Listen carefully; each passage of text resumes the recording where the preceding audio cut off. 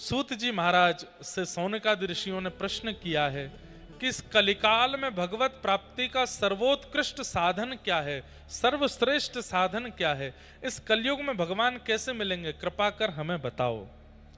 तब सूत जी महाराज कहते हैं, कालव्याल मुखग्रास त्रासनेणास हेतवे श्रीमद्भागवतं शास्त्रं कलौ कीरेण भाषितम्। कालव्याल मुखग्रास त्रास नृणास हेतवे, इस कलयुग रूपी काल रूपी सर्प के मुख में हम लोग व्याल के रूप में हैं, भोजन के रूप में हैं, चूहे के रूप में हैं, और जब जब ये काल चाहेगा तब तब हमारे प्राण हरण कर सकता है। लेकिन प्राण हरण काल करे उससे पहले भागवत जी की सन्निधि लेकर के भागवत में बताए गए समस्त मार्गों का यदि व्यक्ति पालन करने लग जाए तो उसका कल्याण इस कलिकाल में हो सकता है, उसको ठाकुर जी मिल सकते हैं। करना क्या है?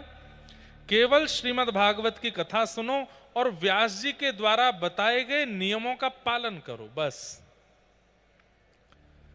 लोग सुनते तो हैं पर करते नहीं हैं, लोग समझते भी हैं लेकिन करते नहीं हैं, लोग लिख भी लेते हैं लेकिन करते नहीं हैं, और कई लोग करने का प्रयास करते भी हैं लेकिन लंबे समय तक टिक नहीं पाते। उस स्थिति में यहां जो सुना जाए उसको तुरंत पालन में लेकर के आओ, व्यवहार में लेकर के आओ, और लंबे समय तक उस व्यवहार में रखो उस चीज को, तभी कथा सुनना सार्थक है।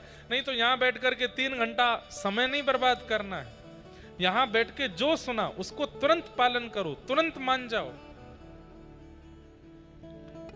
और ये बात मैं आपको प्रमाणित रूप से कह रहा हूं, कथा में सुनी गई बात का जैसे ही आप पालन करने लगेंगे, पालन ही आपका कल्याण कर देगा, पालन ही आपका उद्धार करेगा, बस आप करने लगो।